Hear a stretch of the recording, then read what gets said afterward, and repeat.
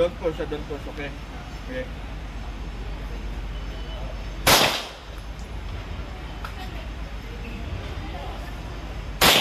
So, clear. So, kanina malayo yung naging group mo. Naging dito yung group mo. Malayo yung group mo. Ngayon, ipapasok mo na sa dito. So, that's one good step. So, now, what you're going to work on is to move towards the center. By niya, wag mong gawin yung baril mo. Press lang. No other external movements. No other external inputs. Press lang. No tightening. No loosening. Kung ano yung una mong grip. Hindi naman nagbabago yung grip ko, di ba? Again. Uniform lang. Huwag yung ganyan.